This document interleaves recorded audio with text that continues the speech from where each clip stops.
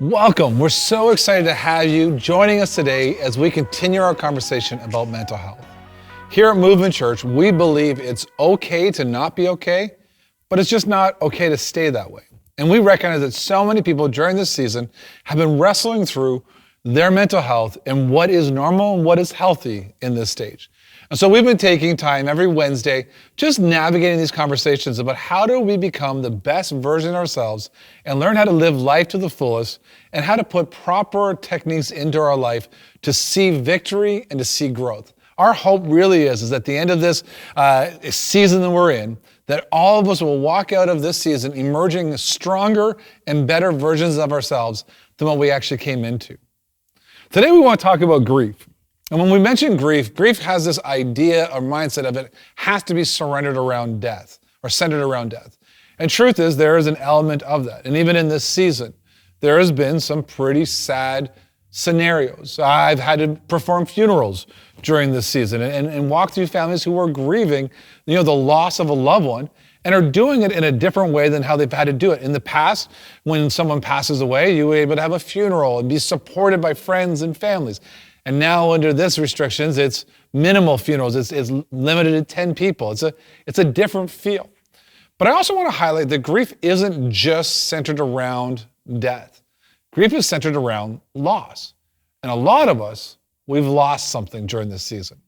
Whether the loss be your job, whether the loss be a physical loved one, whether the loss be your identity. Because let's be honest, a lot of us as guys, we actually gain our identity from what we do.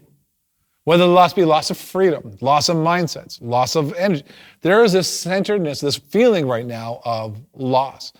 And I believe that there's also then a real feeling of grief. And we may not be able to recognize that. And so that's what we want to talk about today. And I'm excited. We have Laura Howe here, who is the founder of Hope Made Strong, an amazing organization that's helping people learn how to navigate these seasons and especially deal with fatigue and exhaustion over helping others. And so we're so pumped to have her with us. And she's a great community leader. And so, Laura, we're talking about grief.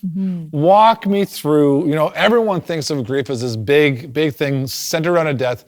And so right now, when people are wrestling through these feelings of grief, they're like, why am I feeling this? No one has passed away. Why am I struggling here? What would you say if someone wanted to kind of realize what are some of those signs and symptoms that what you're battling with right now may actually be grief and not, just a weirdness or whatnot? So there's a lot of emotional responses to grief that are similar to depression or anxiety or burnout or stress. And so we can sometimes get overwhelmed or unknown. What is it that I'm experiencing? I can't identify why it is that I'm feeling this way. And one of the key ones that that I've experienced myself as well is the fogginess, unable to stay focused. We've all experienced going to the fridge and opening up and standing there and going, what was I here? What am I getting? I can't remember. But the other day I put a loaf of bread in the fridge, I opened the fridge. I'm like, why is there a loaf of bread in the fridge? Like, this doesn't even make sense to me. So, that kind of that loss, you're in a fog, you're not really sure what day it is, what time it is, and you have a really difficult time with memory. So for me and for many people that I've been speaking with, that has been a really key marker for them. And that's similar to that when you're experiencing grief. For sure. A depressed, low mood, a loss of appetite, difficulty sleeping. You almost feel like flu-like, you're not feeling well. These are all they're common symptoms of grief, and I think they are felt widespread, especially during this time. Can you answer, I don't know if you can, the why? Why are we struggling? Why are some people struggling with grief in this moment? Can you walk through that sense of loss or? Yeah, you mentioned that in the opening that a lot of people are struggling because they've lost so much. And you're right, people identify grief only when you lose a significant loved one. But grief is a loss overall. And the more the significant the loss, the greater the feelings of grief. So for people who their businesses are really struggling and failing, like this loss is significant to them. It's who they are. It's how they're feeding their family. And so the grief relief from that and the exhaustion that comes from that is going to be pervasive and quite deep. I know with myself, Yeah. I'm the pastor of a church, and Easter weekend was actually a grieving weekend for Yeah. me. Because normally, it's a super celebratory time, right? Normally, we do something on Good Friday that's massive and big. Last year, we were in an arena, and then we have Sunday, and we have an Easter egg hunt on the Saturday, and then celebratory service on the Sunday. And usually, we'll see 2,000 or 3,000 people come through our experiences through the whole weekend. And like you're in a packed room, it's energy driven. And then this year, it's all online. Yeah. And I found myself grieving, literally going, man, like I'm navigating these feelings really weird because I miss the crowd. I miss seeing faces. I miss, celebrating with people and this victory of Christ has risen and everything, even missed having family dinners, right? Like it was this really, really surreal that I was shocked at myself that actually was like, man, I've come out of this season and did we win? Yeah, we had a great online experience when we had almost 10,000 people watch us, which we've never had before. But I still was like, man, I have this sense of loss because what Easter weekend normally is, we didn't get to experience. It's a deeper form of disappointment. Disappointment is kind of the wow. surface level, but grief is experiencing the loss. There's something missing, something removed, something taken away that was meaningful to you. So anything that has meaning, if you're disappointed that, you go to a buffet and they don't have your favorite thing on the buffet, like that's a disappointment, but that doesn't have deep-seated meaning to you. But grief is there was a deep meaning to it. And if it's meaningful, if your identity or your sense of accomplishment or your worth or even joy that comes from connection with other people, if that's lost, that's deep and meaningful for each person, for sure. So even I think you said joy, that loss of joy, right? For those of us that are extroverts, man, there's been a loss of joy as I'm stuck with my family day in and day out. Every day. Waking minute. No, I love my family. But no, like that sense of like, I used to gain joy from just socially hanging out with people. And now, for me, Friday nights is so hard. Yeah. Right? Because it used to be like Friday night was like, okay, we've made it all week long. Friday night, Amber and I would either have a family over or we'd go to a family's house or a bunch of our staff would hang out together. And it was always kind of like at our house because Saturdays I had to be ready for Sunday. So Saturday night we were always in bed early. So Friday night as our family was like, this is like party night. Yeah. And then now all of a sudden Friday night's like, oh, what are we doing tonight? Oh, what we did the last 16 nights, right? By ourselves with our family. So there's been a loss of that joy for sure. Absolutely. And meaning. So oftentimes in our culture, our calendars and our days and our events are broken up by ceremony. And Friday night was, that might be too formal to call it, but of a ceremony. But, Sunday is a ceremony, getting together, Easter. There's purpose and meaning and it defines who we are as a culture and who we are as a family and who we are as people, these different events. And when they're taken away, you lose some of that identity. Where am I? What am I? What am I a part of? Every person wants to be a part of something bigger than themselves. And when you're stuck by yourself, you lose some of that. The context of our life is gone. Our schedules are gone. Our relationships are shifted in such a dramatic way that nothing is familiar. And so it's almost like a culture shock. Like nothing is familiar to us anymore. And we're jarred, and our sense of normalcy and our sense of security of what is expected or what is normal is completely shattered. Yeah. That's huge. Okay, so I'm sitting in grief. I'm starting to realize maybe these feelings of like you're talking about, those symptoms, maybe those are of grief. Walk me through the stages of grief. How do we navigate this? Yeah. What are some of these natural responses? Yeah, the stages, people are familiar with the concept of stages, but I do want to preface this, that these are not stages like a set of stairs where the first, stage one you go through first. These are kind of, they're cyclical. So you could start off in one and stage 3 and go to 1. It's just, they're not linear. They're not linear. So these are just, stages, but not linear as in set of stairs. But you will go through in grief, a lot of times you'll go through all of them. Or will you sometimes be able to just whatever, you skip over one or two? Or? These are just what is typical, what people typically experience. And I think the key part here in stages is that there's movement. So no one is in the moment when you're sitting in your house and it's day, what is it now? Like day 26 or something like that, where we're stuck. It feels like we're not moving and we're going to be this way forever. But the stages is identifying that there's movement, so they're not staying the same. So I can't check on it. Okay, I've gone through this stage. Next is anger. Next is weeping. It's not like that. But what I am saying is I'm moving. There's a shifting. There's a processing. You're not going to be in it forever. And well, that's huge just to acknowledge, right? The fact that, hey, I'm not going to be in this forever. Yeah. Today I'm angry. Tomorrow I'll be weepy. Potentially, or at the same time. Yeah. So the first stage, or the first, what is considered first stage, is denial. So that can be like, this virus isn't going to affect us. We're in a small town area. We're in rural. We're not in Toronto. We're not in Montreal. We're not in these larger centers. It's not going to affect us. We're in Canada. We're fine here. So that's kind of the denial stage.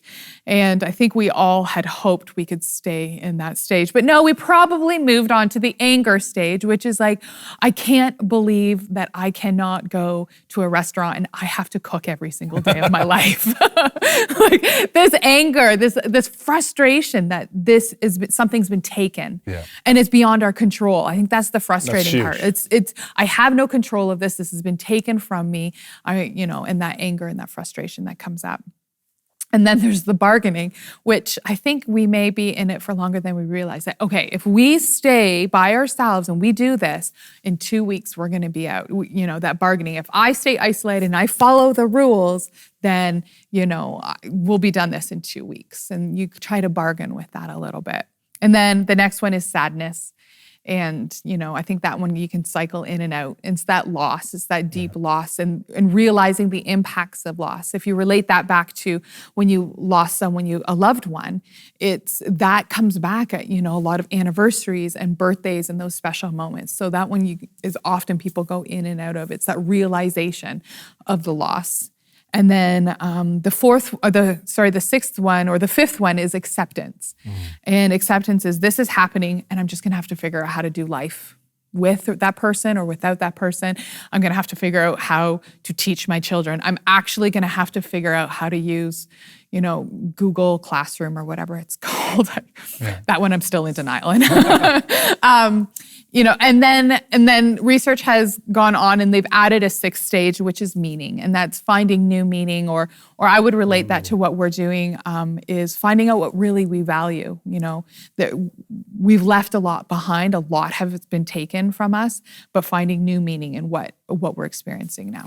Those are actually, that one about meaning is so powerful. We as a family actually are navigating that, right? We've been talking about, like, hey, this conversation used to be, I miss being able to go and be involved in the sports and the theater programs that my kids were involved in. And like, we miss all the friends. And my kids even said the other day, we miss school. I was like, whoa, what? Say again? Hey, I'm recording that, so you remember this next year.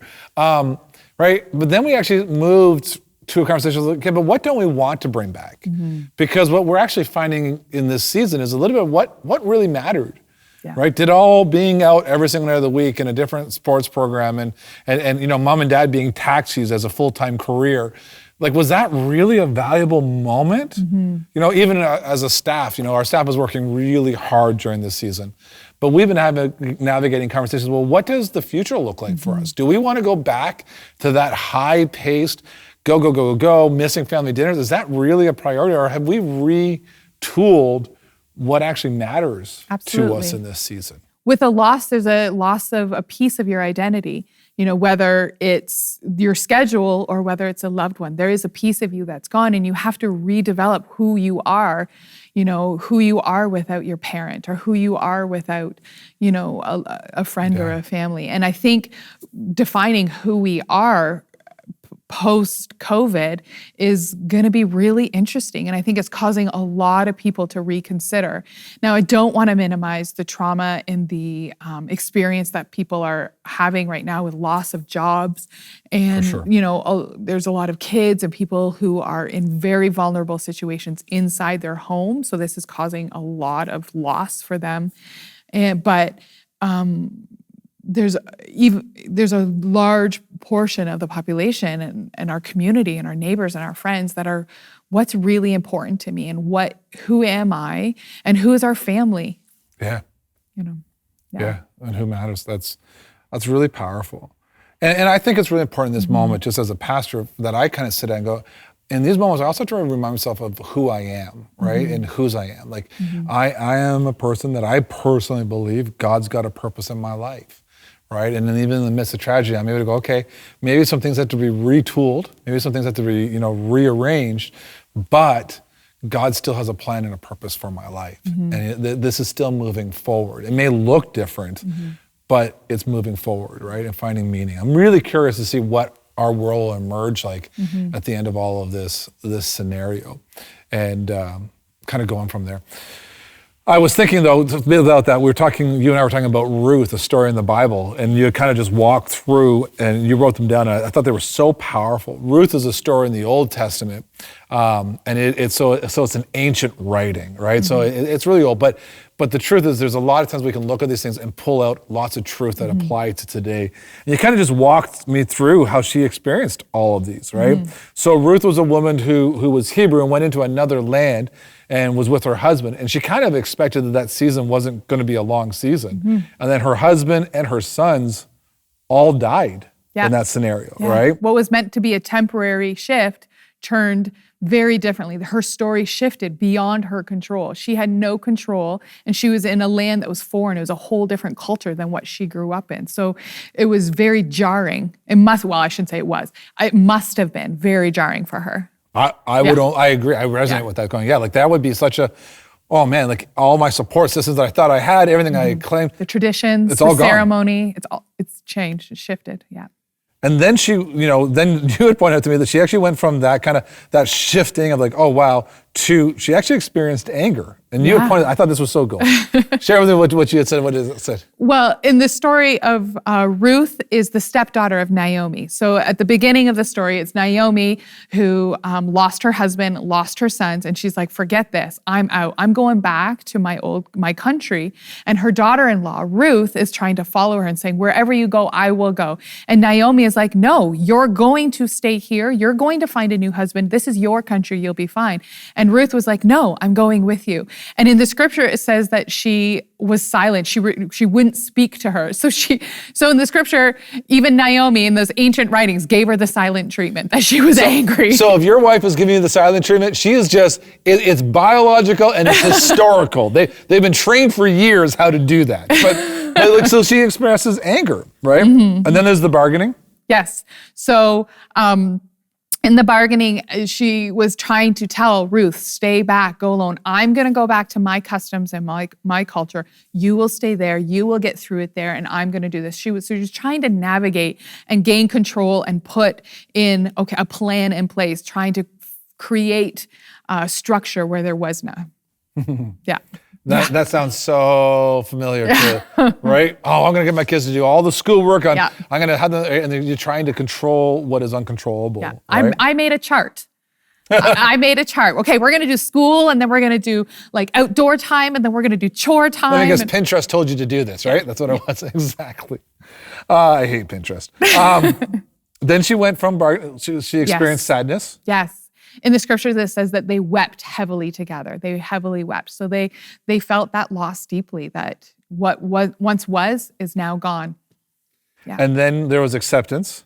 So in this story, Ruth did follow her mother-in-law back to her homeland, and Ruth was sent out, and she met a man by the name of Boaz. And at that time, Naomi said, okay, seek after him, follow him, and gave her instructions on how to navigate that in their new culture. So they went from, this is no longer our lot in life, but okay, we're gonna try this route, and gave her instructions for that.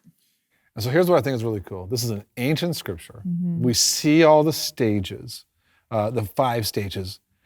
And out of that story, what ends up happening is a new reality, right?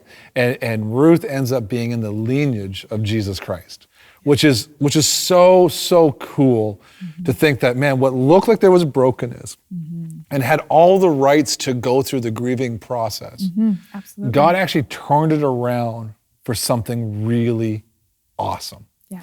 And that's kind of where I'm sitting today. Like, yeah, I'm grieving some of the things of the past, and I don't know what the world's going to look like when we come out of it.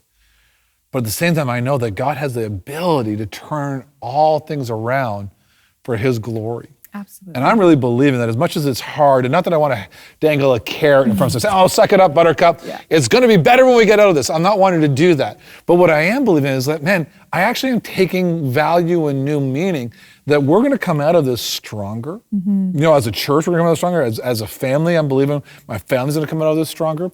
Whether that be reprioritizing, whether that be retooling our lifestyle, whether that be relooking at where our identity comes from, but we're going to come out of this stronger. And we're going to see God somehow turn what felt like it was a negative situation around for something really positive. Yeah, absolutely. And in the scriptures, Ruth and Naomi went through it. There was movement. They didn't stay stagnant. And I think sometimes when we're in those moments, we feel like nothing is going to change or this loss is going to define us forever. And when you move on to the meaning, you're defined in a different way. Ruth was the great-great-grandmother of David, King David. And so there was new meaning to that. And I think that's really key, that when you feel stuck in the moment, feel it. It's okay. They wept. They got angry. Feelings need motion. They need movement. They need to be expressed. If not, they're going to come out in unhealthy ways. Our immune system's going to crash. We're going to get chronic headaches, or our guts are going to, not cooperate with us. And so if we feel those, if we say, you know what I'm experiencing is grief. This sucks. This is awful, but I'm going to cry. I'm going to get angry. I'm going to get frustrated. I'm going to grieve that. It's okay, because you're moving through a process, and God's faithfulness will prevail over that, right? There will be acceptance, there will be meaning. So it's okay to be active in grief in that moment. Yeah. I just want to close with this reality, is that I think we keep coming out of this conversation of it's okay to recognize where we're at and what we're facing. And so if you're struggling with these feelings, we want to let you know it's okay to be that way. It really is okay to experience those feelings. It's just not okay to stay that way. Move through them, acknowledge them, handle them properly, learn proper coping mechanisms. And we've talked about that in some of the other episodes we've had. But we want to let you know that it's going to be good. And so one of the big things for me was recognizing some of the grief I was experiencing over the Easter weekend. And it allowed me just to pause and go, okay, this is what I'm feeling. And now that I've identified it as what it is, it actually allowed me to embrace those moments a little bit clearer. There's lots of resources available for you for help. We'll have a bunch in our show notes below that will be able to be accessible. And then also, we as a church, we're here for you. We have small groups, we have teams, we have prayer meetings that happen every Wednesday night, all sense of community that you can join and be a part of. I just want to say thank you so much to Laura Howe, the founder of Hope Made Strong, and we are so pumped to have her with us. And if you want to learn more about her organization, you can also reach all that through our notes in the bottom as well, and click on the links. Thanks so much for being with us. We look forward to seeing you again next week.